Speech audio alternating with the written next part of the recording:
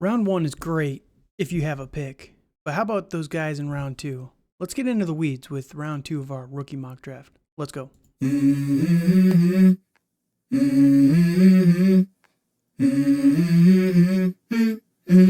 Let's go. Hey guys, how's it going? Welcome to another episode of Dynasty After Dark. We're your hosts, Calvin Timms and Dale Terry, and we're back following up on our mock draft that we did a couple of weeks ago, our one quarterback rookie mock draft. We went through the whole first round, and as we've started to look at these guys as the seasons for college is starting to wrap up a little bit, been getting into more of the tape and kind of looking at these guys from a high level. We haven't gotten into the weeds on these guys, but this is kind of our first feelings on all these players. Some of them are probably going to go back to college, and we have no idea for the next couple of months who that's going to be. But, wanted to get out there and get a second round mock draft out there for you guys.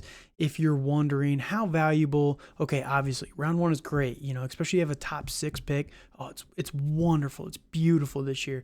What about those guys at the back half of the first? Okay, they're still pretty good. How about the second? Is it a rich class? Is it a deep class? Is it thin? Is it top heavy? We're going to talk about that here today, and I'm pretty excited about that. Before we get into that, though, Dale, how are we doing today? Hey, I'm doing great. It's almost Christmas time, so we are getting the Christmas crunch, and it is, it's the fantasy playoffs. And I'm very excited to have some teams, but sad to see others not make it. So I know. it's a win-win. Well, it's a win-lose or win-win-win-lose, but still, it's the fun of the games. But overall, doing great. Yeah, my main work league, I was supposed to be in rebuild this year, and I have a bye in the playoffs this week. So, Even better. my rebuild is going well. I'll say it's going pretty well. So, no, it's been a weird year for sure, and we're gonna do a wrap up here in the next couple of weeks. There's gonna be a lot of content that we're gonna come out with after the season. We're going to go through 2023 rookie review. We're going to talk about these guys, who we're excited about going forward, who we're not excited about, who we're worried about, things like that. Everybody that's freaking out about Quentin Johnston or some of these other younger wide receivers. It's time to take a little bit of a chill pill, guys. Take a little bit of a chill pill.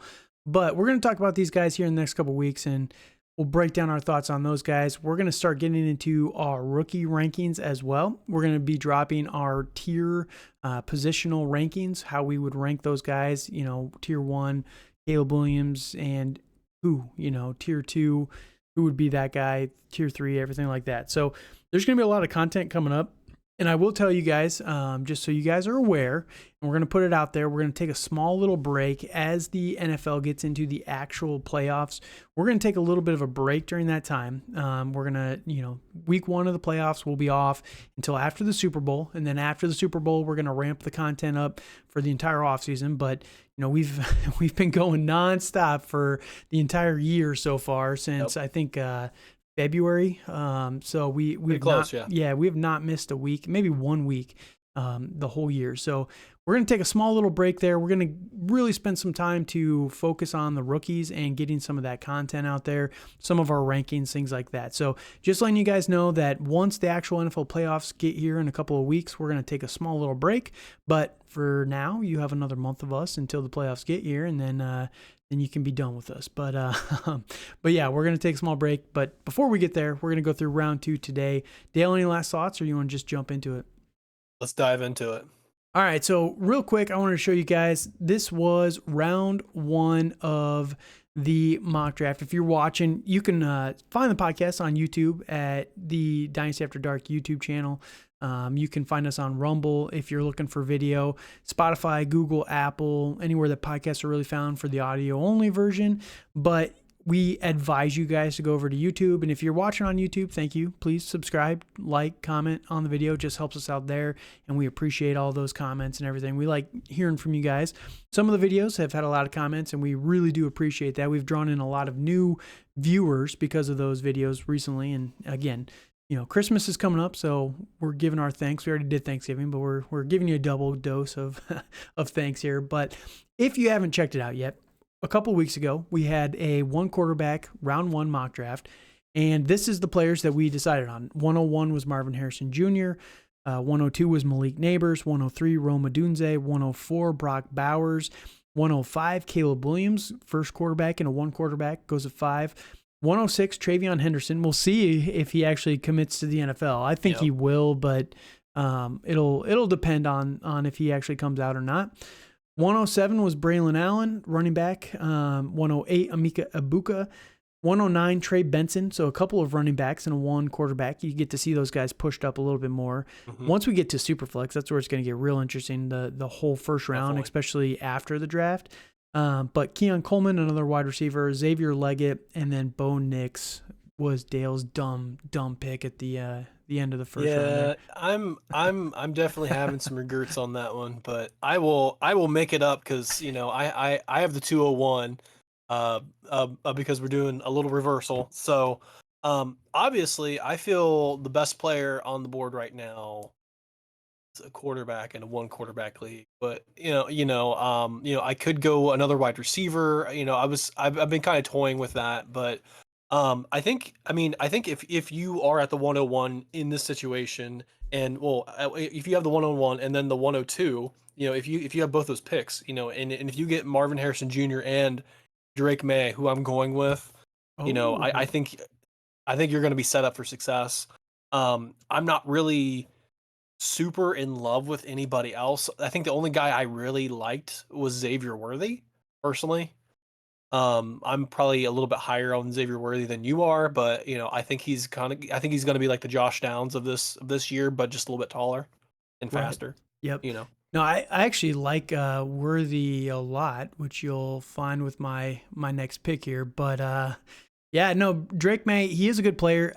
Probably should have just taken him over Bo Nix, but Bo Nix, it is what it is. It is, Yep. But no, I do think he's a good player, and in one quarterback, this is kind of the range that I've always seen. You go back a couple years, Trey Lance, that draft class with Trevor Lawrence, Trey Lance, Trevor Lawrence, and Justin Fields. Those guys all went right in this range as well in a one quarterback. So this is not a crazy reach. I know that a lot of people are going to say, "Oh, I can't believe you would take a quarterback in a one quarterback this high," but you're looking for upside, and you're looking for those difference makers, right? And that's the biggest thing. You need to get those difference makers.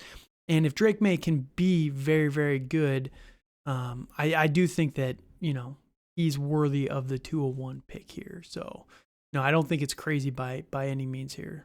Now that said, go ahead. And plus, like if and like I said, like if you have the 101 and then the 201, and you can get pretty foundational players, and Drake May's probably going to start compared to Bo Nix, for instance. Oh, for sure. So I feel that would be that's a fairly safe quarterback, and plus probably on your roster, like you may not have as good of quarterbacks on your roster to begin with, so you're trying to look for that next guy. Right. Yeah, definitely. Now this is where it gets a little interesting. I do think I like Xavier Worthy quite a bit, and that's who I'm taking at 202. This guy's a speedy guy, right? And we're going to see a lot of him with the fantasy playoffs that comes, or the college playoffs that comes up here in the next couple of weeks with Texas being in it. I think Texas is going to win round one, but you never know what could happen. I agree with. But we'll see once it'd be. Oh, dude, I think if Arch Manning can get on the field in that game, that'd be pretty fun to watch. It's not gonna happen. I doubt it, but it's not going to happen. Quinn Ewers gets banged up every other play, it feels like. That's true. That is very true. But I think that game has the chance to put Xavier Worthy on the map. And the guy does have a lot of talent. I do think he's a little limited in terms of his full skill set. He's extremely fast. He's going to be 4.3 probably, maybe 4.2s, high 4.2s, but he's going to be quick. He's a very, very fast guy. 6'1", 172 out of Texas. You would love to see him put a little bit of weight on, but obviously you put some weight on, you're not going to be that fast. And I don't know if his route running is really where we'd love to see it right now, but that's not to say that he doesn't have talent and that he can't develop into those roles, right? Like he can definitely learn that a little bit more. You think of him as kind of like a Marquise Hollywood Brown type of player. And I don't think Xavier Worthy is necessarily going to be a first-round pick in the actual NFL draft. We'll see. I would love to see it, but speed always goes higher than you expect in the actual draft. It But does. I do think that he's going to be like a high second-round pick, and I think that's the best-case scenario because more than likely he's going to go to a team that really needs a weapon, and they're going to be able to feature him a little bit more. It's not a dire situation where you're taking this guy. Yeah, I would love to see him in the back half of the first. That means he's really going to a better situation, like the Chiefs, for example. Like, be fun, but no, I do think that this guy is going to show a lot here in the next couple of weeks. What are your thoughts on him? Yeah, no, I think he's already shown it. You know, Okay. he's shown it on the field. I know. Well, I agree. I mean, he's going to show it to I'm bigger more of a audience. college football fan than you. Right. So like Right. I've known of Xavier Worthy for the past couple years. Right. You know, I think he's a big time player, and you know, I think with I prefer the player that is more of a concrete player and somebody that's had production, you know, a year or two, Mm-hmm. and instead of the flash of the pan player that we sometimes see and sometimes are trying to bank on, you know, like the Jalen Hyatts of last year Right. that we kind of saw, and then the dynasty community really, you know, tempered their expectations of him. Right. And when I So say he's going to establish himself, if you go back 6 months before this season of college football, Xavier Worthy was like 1 or 2 behind Marvin Harrison Jr., obviously, but he was like number 1 or number 2 behind him in terms of the rankings, right? Now Right. he's all the way down to like 7, 8, 9 on a lot of people's lists. And I don't think that he's gotten any worse. Like, that's what I want to preface. I don't think he has done anything wrong. It's just a lot of people like these other guys a little bit more. They've kind of jumped up over him because I think, you know, you got Malik Neighbors, who I was high on before, to be fair. But like Rome Odunze, Amika Ibuka, these other guys, I think that those guys have kind of jumped him a little bit. But I think this game is going to show why he should be in that conversation with the Malik Neighbors, with the Rome Odunzes, with those guys Right. up there where, you know, it feels like he's kind of being the forgotten man right now. That's maybe I didn't explain it the best before, but that's my thought process there. Right. No, and I definitely like the pick. So you know, There you go. I think that's pretty solid. You know, and if he goes, I think that's probably where he's around where he's going to go in super flex too. So Right. you know, All right. yeah. Oh no, Sorry. you're good. So who you think you're wanting here at 2-3 then? I think I'm looking at wide receiver. I'm not really in love with a lot of these running backs. You There's know, one I I'll probably take him with my next pick, but you yeah, probably will. it's not Yeah, great. yeah. I mean, they're okay. I feel it's a lot like I feel this draft is a lot like last year's draft minus Bijan and Gibbs. Yeah. It doesn't necessarily have those high end guys, Mm-hmm. but it has a lot of good players, but just not a lot of impactful players for Dynasty. So I'm going to go with Jermaine Burton from Alabama is who I'm going with. He is a 6 foot wide receiver, you know, out of Alabama, and we're going to see him play against that team up north here in a few weeks. And I've watched Alabama play a couple times this year, and he was really the go-to for Jalen Milroe. So you know he's a bigger framed wide receiver. You know he's pretty good at those 50-50 balls. You know the SED I mean college defenses aren't as good as NFL defensive obviously, but you know I feel the NFL really values those 50-50 guys Mm-hmm. and those guys that have strong frames. And I really feel this guy is going to have that. You know, I can see him running, you know, in the 4.3s. You know, he's probably going to be a day 2 pick, which is going to, well, and I think it's going to be really important to see where he goes, because I think if he goes in the day 2, I think he's going to supplant himself, you know, into this early second round. And if he's a day 3, I think he's going to go much later. So, you know, I think that's going to have a lot to do with it. But you know, as of right now, I really like what I see with him. And you know, I think minus a limited, you know, a limited route tree, which is, you know, common in college. But you know, I think he's a really good wide receiver. Yeah, I mean, it helps he's coming from Alabama, right? Not yes and no. Yeah, yeah. They just, it feels like Alabama. They always get a little bit more of a premium put on them, right? Versus some of these Yes. other guys. Yes. So, you know, it definitely helps them. I do think that because of his skill set, he'll probably be more of a day two player. But Yeah. Yep. yeah, his landing spot's gonna be very, very interesting for sure. And Yes. again, this is another guy. This is the beauty of these guys benefit so much from the college playoffs that these guys are now, not you're more of a college fan than me. And I Right. try to pay attention in the season to a small extent. Like I don't watch a lot of the college games and everything. Like I try and watch some of them, but there's diehards out there. And granted, I I am not one of those guys, but I do try to watch the college playoffs because it's fun. It's the actual tournament at the end of the year. They're playing for something real at that point, right? Yep. There's no, if there's no Florida State situation where you went undefeated and you don't even make the playoffs, right? So Right. Right. it feels like the regular season, there's a lot that it's so subjective because it all goes to a committee, right? But the actual playoffs, you're playing for something, right? And that's where Xavier Worthy, Jermaine Burton, these other guys for these four main teams, they get to really highlight and showcase their skill sets to a bigger audience who are tuning in to more of they're just more of the fair weather college fans that come for the big games at the end, right? So no, he's going to be someone that's definitely worth watching here in the next couple weeks for sure. All right, I'm going to jump over to my pick here, and my pick is going to be a running back, like I mentioned before, and it's going to be Jonathan Brooks from Texas. And again, this is another guy that's going to be able to really showcase what he can do here in the next couple of weeks. But I think that he's coming out of the biggest shoes that you would ever have to fill with Bijan Robinson, right? Bijan Right. was the Dynasty 101 the day he stepped into the NFL. And before he was even drafted, Dynasty 101, this guy has been able to live up to the hype to some extent that Bijan left behind. They lost Roshan, or was it Roshan Johnson, right? He was Roshan with, Johnson. yeah, Yep.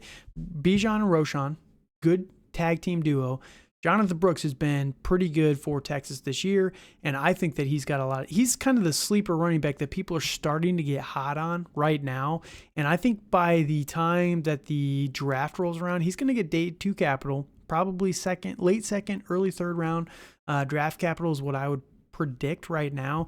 And he's going to be the one that kills the combine, and people are going to get really hot on him in the next couple of months. So I could even see him sneaking up into the late first in a one quarterback league. But this is a guy that, I would love to have at the 2-4 personally. Yeah. Yeah. And I hear that. Unfortunately, I haven't watched a lot of Texas football this year, but there are a lot of big shoes to fill. With those running backs, and just like what you said, he's done really well. He's I think a thing that they've really tried to preach there at Texas is being able to catch the ball out of the backfield. Mm-hmm. It's historically like with Jamal Charles. Yep. You Yep.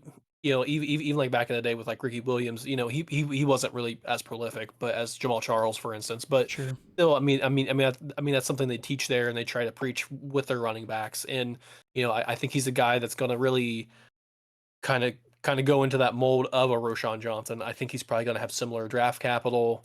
In a similar situation, being the second or third guy. Yeah, no, definitely. And again, this guy's got everything you'd want in a player: size, speed, everything. Again, I think he's going to be a standout at the combine. We'll see what he actually does there, but this is somebody that I think is going to really show out and make a lot of fans here in the next couple of months. So somebody to just keep an eye on. And again, he's someone that I think is going to jump up boards here. And if he comes out, there's always a chance that some of these guys go back, but especially with with the way that NIL is working in college. But Yep. I would love to see him coming out. He's a lot of people's number one overall. He's 207, 6 foot, projected 4.4 40. So, I think that he's more of a Jahmyr Gibbs archetype, not Jahmyr Gibbs. I think Jahmyr Gibbs was better, Right. but that's just kind of the archetype of a little bit of a smaller guy, but the way he moves and the way he catches, I think is above average for a lot of these other running backs that are coming out. Yeah, agreed. All right, who are you looking at here for? All right, so yeah, at the 205, I've been going really wide receiver heavy. I like wide receivers in Dynasty. I feel it's I feel you draft I feel you really can win a lot of your leagues in drafting good wide receivers in your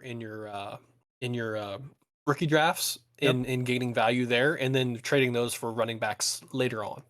Sure. So, because it's for shelf life for X, Y, and Z. So, I'm going to go with Troy Franklin.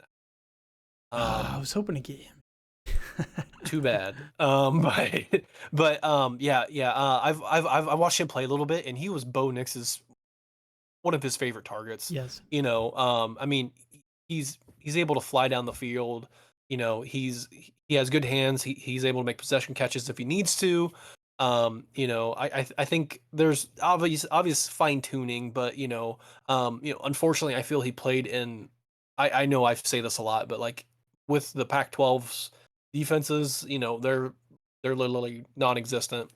So, that it's hard to see, it's hard to tell exactly what's there, but he's quick, he has good burst, strong hands, he's aggressive when he needs to be. I think Calvin's big thing is that he's lighter than most wide receivers, but I don't really care. He's 6'3", and he can fly down the field, and you just throw him a go route and he's gone. Yeah. So, Yep. No, he's a good player for sure. Especially at 6'3", but he's the Devonta Smith replica. He's yeah, he's basically, yeah. that type of archetype. Now, I will say that does make me a little nervous. You've seen this a little bit with Devonta Smith, that he's Yep. not necessarily the number one for a team, but they make a very, Right. very good number two. So Very solid too. Yep. Yeah, and people, it feels like a lot of people out there, and hopefully you guys listening aren't that way, but you need number twos. You need number twos to win leagues. Like, you cannot just have number ones. Yeah, there's the mythical, totally real dynasty teams that have Justin Jefferson, Jamar Chase. What am I saying? Mm-hmm. They have AJ Brown. They have CeeDee Lamb as their starting 4 wide receivers. Yeah, that's totally real, guys. You guys totally did that organically, right? But no, people never lie on Twitter about their rosters at all. But no, you need some of those depth guys. You need the Chris Godwins, the Mike Evans. You need these guys that are down the roster a little bit, and they can make a big splash, especially right now. A lot of you guys are in playoffs. This is the time you need those players. So Yes, Devonta Smith is very, very someone I would be looking forward to right now if you're in need of a wide receiver. He's, This is the time of year that you need those type of guys. So I do like Troy Franklin quite a bit. You're right. He's Bo Nix's number one target, but yeah, we'll see where he goes. And if there's a lot of rumors that he might get first round draft capital. I don't see it personally, but I mean, I can see early mid second round, and still like he can go to a good situation and really contribute. Right. Yep. Definitely. All right, man. This is putting me in a tough spot. Who do I want? So real quick. So we're through 6 picks here. We're through 5. Let me pick my guy here. Oh, brother. Do I take him? Just do it. Oh, just do it. Oh. I kind of want to take Lad McConkey, but I'm not gonna do it. Oh, gross, gross. I'm gonna take that's like taking that's basically taking Hunter Renfrow to me. That's who I think of when I think, which isn't horrible, not horrible. Hey, it's just really they all have a role to play, man. They all have a role, and I know we just talked about having a solid 2, but that's gross to me. Like, I would much rather have other people than Lad McConkey. Yeah, I get it. No, I'm going to be taking Johnny Wilson out of Florida State. Thank you for doing that. Thanks for doing that because thanks for doing that because I did not want to take him. Yeah. The thing is, I really like a Donnie Mitchell as well from Texas, but dude, I don't want to take all the Texas players because why not? Because the spoiler alert is I'm looking at their tight end here a little bit later on as well. Like, they're just also I love you haven't watched a lot of Texas this year.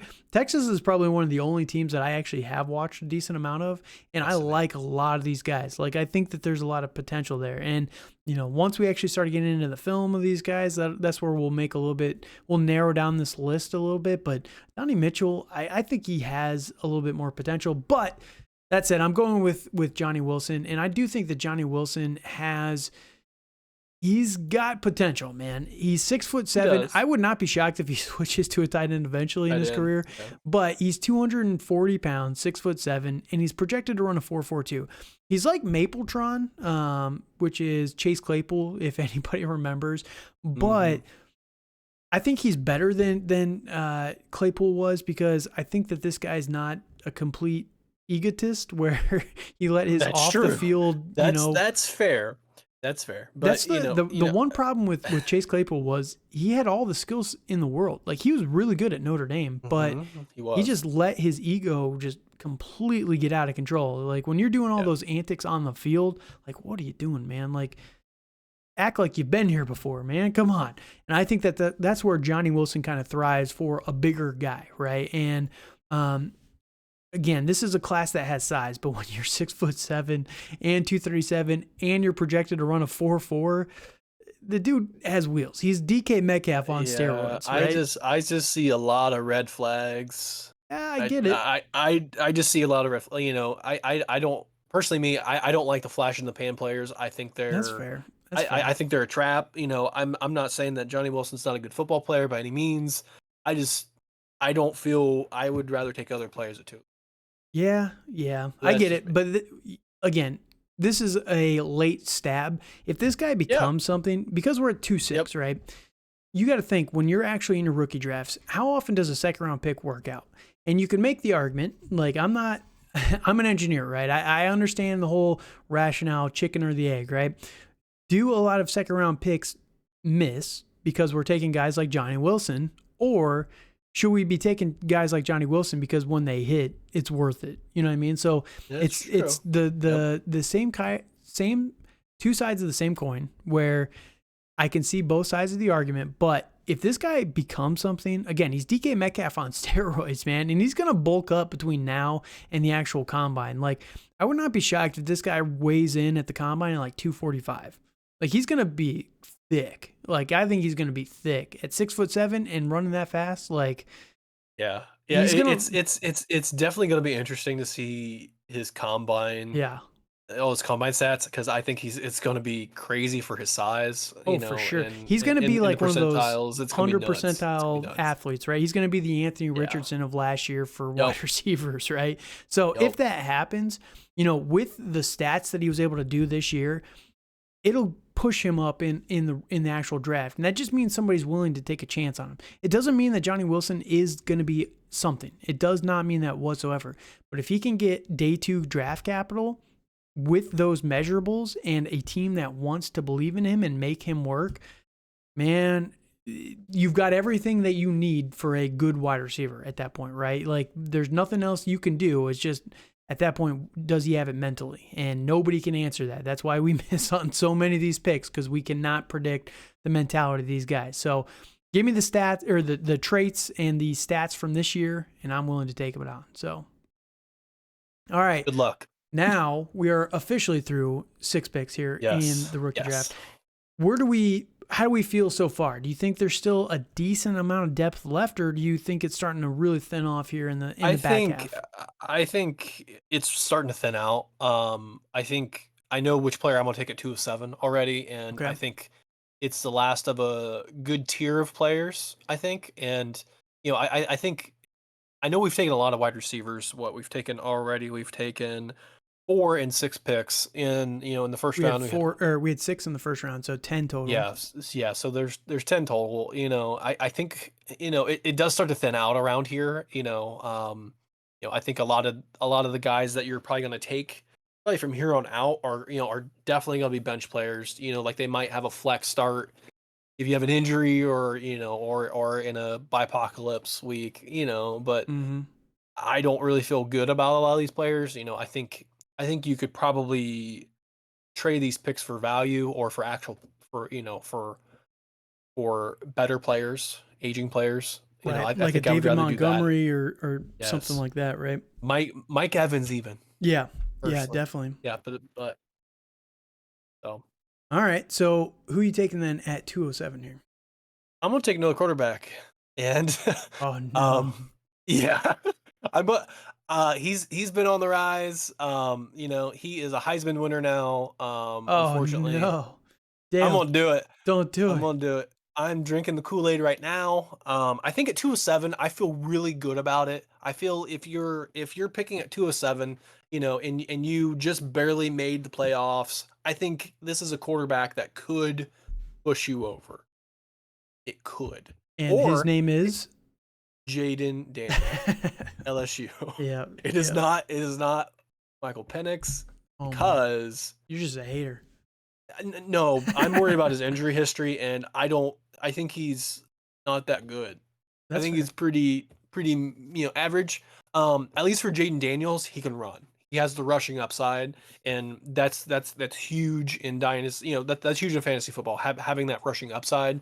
I think he ran for over 1,200 yards. I think this year. Mm-hmm. I mean, albeit against some lesser competition, but he still did it.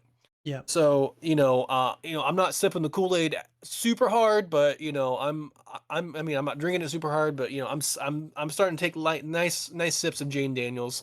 Um, I first learned about him a couple years ago when he was with Arizona State, in Coach Herm Edwards, all that, and he transferred, and he's at LSU and he did all these wonderful things, won the Heisman. I think he's a really fun player. I think he's very, very unpolished. And Yeah. Yep. I think unfortunately a team is going to trade up for him potentially, early on in the draft, and he's going to go to a bad situation.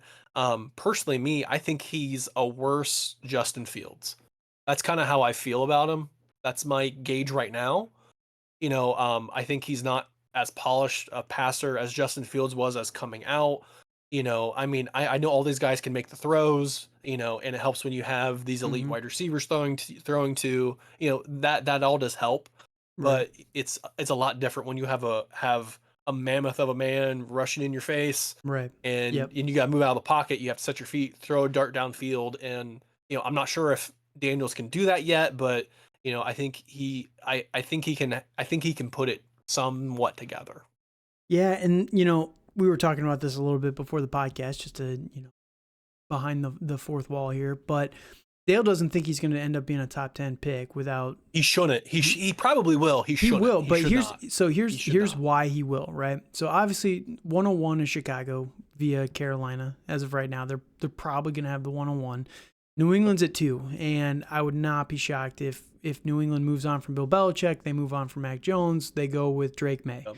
Right? So they're 1 and 2, whether it's Chicago or whether it's someone else. Caleb Williams Whoever. or Yep. Drake May is going to be those two picks back to back. Washington picks at 4. I think they're going to go Sam Howell. I think this is the perfect Brock Bowers landing spot as of right now, Yep. but we'll see I agree with that. how that goes. But the Vegas Raiders are at 6.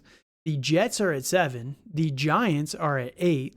The Falcons right now are at 11. I don't think they're going to finish there. The Saints are at 12. Seattle's at 13. The Rams at 14. Denver 15. There's so many teams up here right now that need a quarterback. Like the Vegas Raiders, the New York Jets, and the New York Giants. 6, 7, and 8. Like all three of those teams could go for a quarterback here. And that's why I just think that there's so many needy teams that it's going to push these guys up higher than we probably expect. So that said, I like Jaden Daniels, the pick here at 207, because the last time we saw a flash in the pan out of LSU, it became a top 5 dynasty pick, right, in Joe Burrow. Yeah. So if he becomes something, if he can build off of what we saw this year, then it's going to be, it's going to be good for fantasy football, and you got him for a very, very big discount. So no, I do not hate it whatsoever. And I think that it's a worthwhile pick here at this point. All right, that leaves me on the clock, and this is oh gosh, dude, it's starting to feel real bad here. It's rough. It's rough. starting to feel real bad. And I feel this is different than last year. I feel we had a good second round Yeah. of players last year that were kind of able to pick these guys out of a hat and feel Yeah. good about it. Yeah. And that's where I think at this point, I'm not the biggest fan of this guy, but I think that this is a big enough fall for him. But Blake Corum, the running back, I'll just be the running back guy getting all these You might guys as because well. we need running backs to win our leagues, guys. I That's get it. Wide true. receivers are That is fun. true. I understand. I like wide receivers too, but we need running backs. And Blake Corum, he went back. People really liked him last year. And, a lot of people had him as one of their top running backs in last year's draft class until he recommitted to Michigan. And I personally, I know you don't agree, but I think Michigan is going to beat Alabama in round one of the playoffs coming up here in a couple of weeks. And Blake Corum is going to be a big reason why. He's a good player and he's small. That's the biggest downside. He's 5'8", 215 pounds. Like, he's a thick boy, don't get me wrong, but he's quick. He's got decent hands. He's not the best natural catcher of the ball, in my opinion, but I do think that he's a good runner. He's very, very shifty, and because he's so tiny and he's so small to the ground, that's what gives him those quick little twitchy lateral movements that he has that make him so successful for Michigan. And again, I don't think he's a first-round pick. I don't even know if he's a second-round pick. I could see him falling to day 3, but this is a bad draft class for running backs in particular. There's a lot of average to above average guys, and with the free agent running back class that we have coming up, it's not great either. There's going to be a lot of teams that need these guys. A lot of these guys are getting older and they're starting to age out. And, if Blake Corum was tag teaming with Tyjae Spears in Tennessee next year, people would be very excited about him. You know what I mean? So there's a lot of landing spots where Blake Corum could go. And at this point in time, I'm going to take a stab on him because he is talented. He's just measurably not my most exciting player at this point. But at some point, he's got to get drafted, and I would rather take the chance on him here than never, That's fair. As people probably have picked up, I will not have a lot of nice things to say about that team up north, nor will I ever. But I mean, with Blake Corum, I get it, I see it. I think I feel that he regressed from the year previous. Personally, I can see that argument. I don't think he was as explosive. Now, if you need 1 yard, he will 100% of the time get you that 1 yard. So that, and that's great, but like I don't really see a lot of that projecting in the NFL. I think with his stature, I can see him in goal line situations, but I think picking those up on a week to week basis is going to be difficult. So I would rather have Donovan Edwards out of Michigan of those two players. Mm-hmm. Personally, but that's just me. I feel Edwards is the better runner or is the better athlete compared to Corum, but that's just how I see it. But I get it. I get it. By the way, if I die while we're on the podcast here, there's a spider that was walking down my wall, and I didn't want to stop the podcast to kill it. So I might die here in a couple of minutes. So I will be taking the rest of Calvin's picks. Yeah, you can have them at this point just so I can not die to spiders. Right. But no, I better. But no, I get the arguments again, but I just do think that people are going to like him a little bit more than his counterpart there in Michigan. Sure. But and that's perfectly fair. Yep. So all right, you're on the clock here. Let's finish this guy out. There's 4 picks left. Who are you taking? Yep. I love me wide receivers. I've only picked quarterbacks and wide receivers so far, and I'm gonna keep that train rolling, and I'm gonna go with Jalen Polk out of Washington. He was kind of the 1B in this Washington offense, and Michael Penix and Rome Odunze. Yep. He's 6'2", 204. He has a good frame. He has good hands. He's a violent runner. So I'm not saying he's as violent as like Deebo Samuel or Isaiah Pacheco runs the ball. Right. I'm not saying he's like that, but he's a very good route runner. He's able to create separation. I think there's some weaknesses, just some nuanced stuff, but I think overall, I think he's a pretty solid wide receiver. Again, another solid 2 to 3 wide, like a wide receiver 2 or 3. That's just a guy that you can fill your roster with. He has, if I think you could potentially start him in the future, and maybe even trade him down the road. But you know, um, again, with all these guys, landing spot's important. But I think Polk has a good set of skills to be able to really produce in the NFL. Yeah, no, definitely agree with that. And at this point, these guys are kind of the guys that we like. We haven't looked at all of these guys yet, right? Like I have not watched a lot of Jalen Polk. I watched a little bit of Roma Dunze, some of his highlights and things like that, but I've not gotten into their games super in depth just yet. But so we'll see where these guys ultimately land as we finish up our initial review of them. As the combine rolls around, after the draft, we'll do the exact same thing that we did last year, where we have 3 tiers of rankings. Well, 4 tiers. We'll have postseason. We'll have an initial ranking of these guys, how we like them, so we can track these guys over time. We'll have a post-combine ranking. We'll adjust our rankings based on the combine, and then we'll adjust it at a final time after the NFL draft. And then the final last rankings we'll put out right before the start of the season, where, based on training camp hype and all this other stuff, how these guys are performing, or, they're not showing up, they're not showing any improvement, things like that.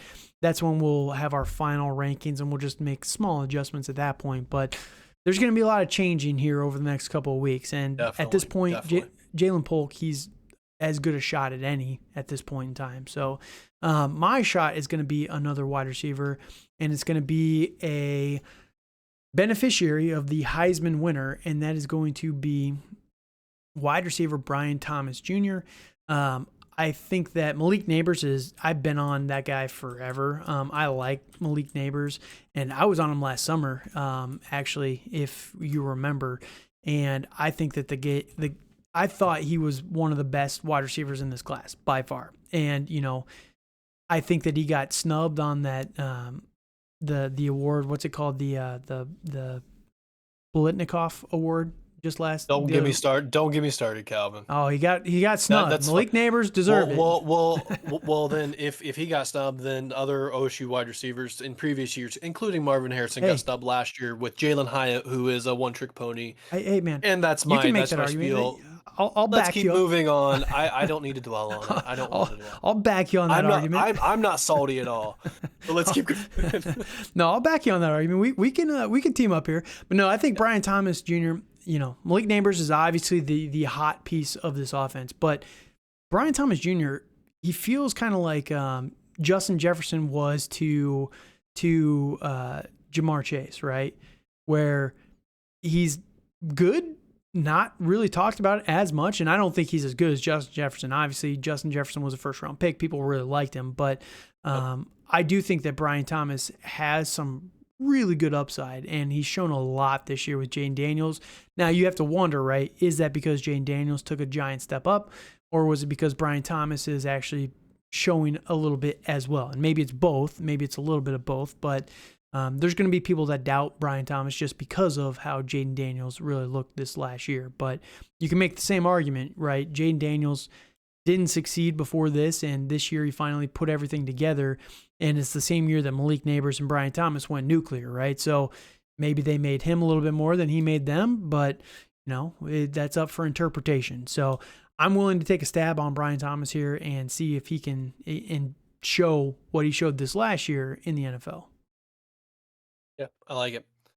So, all right. Well, I'm at my last pick. Last pick, 211. I'm going with my 0 RB strategy here. Again, I've actually only taken one running back so far, and I'm it's an OSU guy. And I homered that one. So, I'm not really in love with a lot of these running backs. I feel it's tough. I feel there are a lot of Jags this year, unfortunately, But I'm going to go with a tight end, and I'm going to go with Jatavian Sanders. Thank you. I don't have to pick the last Texas from guy. Hookham in Texas. I really thought you were going to take him at 210, 208. I You wanted know, to. yeah, I I really know you did. did, and I'm glad you didn't. And I'm going to take this pick all for me. Yeah, So, this guy's good, man. He's really Sanders, good. yeah. He's a chain mover here. You know, he has soft hands. He's a natural playmaker. You know, I feel a lot of his skill sets kind of like Michael Mayer. Yeah, yeah, Just definitely. yeah. He's not I as feel it's very polished, I don't similar. think, but Yeah, he's fun. He's a fun yeah. player. I mean, he's a very solid player. You know, he's not the fastest guy. He's not the biggest guy, but he's a very good possession tight end. So, you know, I mean, he's not as good, he's not going to overwhelm people with speed, athleticism, but he's able to find the soft spot in the coverage, Mhm. and just get first downs. And that's really what you need to be as a tight end. I mean, look Just at move the Sam change, Laporta, right? and just be a safety valve for the quarterback, and you'll be just fine. I mean, go back a year ago, right? When obviously we really loved Darnell Washington. That hasn't materialized, but we kind of knew that after the draft spot, him going to Yeah. Pittsburgh. But like you look at the guys outside of Darnell Washington who were being really hyped up, right? You had Dalton Kincaid, who's this flashy guy, right? He's the athlete type of guy. Yep. You have Michael Mayer, who's Mr. Reliable, and then you have Sam Laporta, who is also Mr. Reliable, but not Michael Mayer, right? Where Brock Bowers is he's Mr. Reliable, flashy guy. He's the he's the do it all type of player in this draft, and Jatavion Sanders feels like the Michael Mayer, the Sam Laporta, like he can block, he can run the routes, he can, he's got power, he's got size, and he's 6'4", 243. It's good size for a tight end. He's a little bit on the smaller side. You like to see him around 6'5", 6'6", but he's a good athlete, and I think that he's going to be just fine for the NFL. So I'm with you 100%. I wanted to take him earlier, so I was going to see if you would ultimately take him here with this last pick, but And I did. there you go. There you go. So, all right, that leaves me with the last pick of the draft here, and I cannot leave the draft without getting my guy. My guy. The little lad. Lad McConkey. He's the next Julian Edelman, the next Wes Welker. He's the next Hunter Renfro. Just say it as it is, and that's okay. And Hey. Honestly, at the end of the second round, in a rookie draft, like I would be happy getting a Hunter. It's a Hunter Renfro. I would be ecstatic. Hunter Renfro was really good for a couple of years. He was really good for 2 or 3 years, and that's really what you want in Dynasty is a guy that's good for a couple years, and then you can move on from him. Yep. And I think that he's going to go to a spot, like it depends where he goes, obviously. Like if he goes somewhere, like he would be a very, very good slot wide receiver. And I love me some slot guys, man. I love me slots. I love me some slots, let's get sloppy in here. But I like these guys who in a pinch you can go to them, right? Like look at the top guys this year in the NFL. You have Justin Jefferson, who's obviously a freak of nature when he's healthy, Jamar Chase, but they're the safety valve for these teams. And I've been on this for a long time. Keenan Allen, these Devontae Adams for many, many years before they were superstars, right? Before they were the biggest things ever. I was on Amon-Ra St. Brown really early on because these reliable possession guys are so valuable to an offense and so valuable to quarterbacks that people don't, especially dynasty people, they do not respect the how important that is for dynasty or for offenses, for NFL offenses, because if you're in a pinch, right, and you can trust this guy to pick up 6 yards, 7 yards, just run the route, get the first down. Like, it's just huge, man. That builds trust with the quarterback. And then the next drive, like that's why Julian Edelman was never a good, like an amazing athlete. He's a good player, but he's not like some otherworldly athlete. He was reliable. That's why he was so good. And that's why he got 11 targets a game, right? That's why Keenan Allen gets 11 targets a game.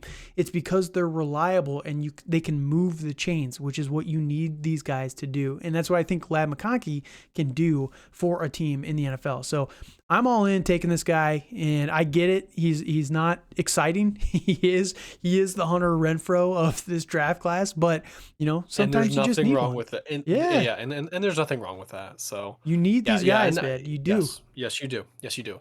I do think somebody that we need to watch is the son of Jerry Rice. Oh yeah, I forgot about him. And Brendan Rice. Yes, I forgot about him. Which he did declare for the draft. It was probably in the last week, I would say. Yeah. So I think he's somebody to watch. I'm not saying he's going to be the next Jerry Rice, by not even close. But well, he will be the next Rice. He is going to be the next Rice. That is 100% true. So I think we need to keep a guy. I think we need to keep an eye on these guys that have these big superstar names. No, well, freak athletic scores, and I think he's going to test really well. Whether that translates on the field is two different things. Yeah, that's going to be the biggest question, right? His dad might push some doors open for him, though, right? So why not? Look at Thaddeus Moss. He got like round 4 draft capital, and he's never played it down in the NFL. So no, you can't underestimate the political side of these things sometimes. But Nope. All right, so that's it for our round 2 of our rookie mock draft. We're probably not going to do a round 3 anytime soon, but eventually, once these players are on Sleeper, we'll start doing a lot more of these on Sleeper. Yep, as of right now, we have no idea who's even declared, but it's Let us know your thoughts down below in the comments, and who you think we missed, who you think we reached on. Tell me why you love Ladd McConkey as well for your rookie draft. Please do. Yeah, I really want man. to hear. I really want to hear the Ladd McConkey supporters out there. There's like it's the 2 of you. Oh, there's 4. Oh boy. But if there's more than 4, back me up, guys. Come on. Come on. Yeah. But no, like I said, we're gonna be wrapping up. We got a lot of fun content here in the next couple of weeks. We got the playoffs going right now, but we are gonna be doing, like I said, the rookie review, some other rankings, everything like that here in the next couple of weeks. We're going to do probably an accountability episode of some of our bad takes from this last year. So, everyone that's out there on Twitter that loves that Fantasy Receipts Twitter account, they're fun, dude. As well. I don't know why people get so upset about it. Like, sometimes they're wrong. Like half the time they pull receipts on players that like the next week it's proven wrong. Yeah, right? it's fun. It's like whatever. But I think it's fun, and we're gonna do that where we're gonna trash really on good ourselves to be held a little accountable bit. for on our stuff and our bad takes. We were big happens. dummies. It's part of fantasy. Yeah, and it happens. Yep, we were big dummies on some people, like Mac Jones, for example, and I'll own it. So make sure you guys check out that episode when it does drop here in the next couple of weeks. But yeah, we're gonna have some fun, and then we're gonna take a little bit of a break, like I talked about at the top of the show, and then we're gonna be back with a lot of rookie content and a lot of rankings, off-season trades, things like that, because we're just now getting into the fun time. If you're not in the fantasy playoffs, the trading windows, and people are willing to move players a lot more easily now, and we're gonna have a lot of talks here in the next couple of weeks. So thank you guys so much for joining us. Dale, any last thoughts? Nope. All right. Until next time, thank you guys for listening. Have a good night. And we all got dreams, we all want things, but what you gonna do for it? How you gonna move for it? What you gonna be?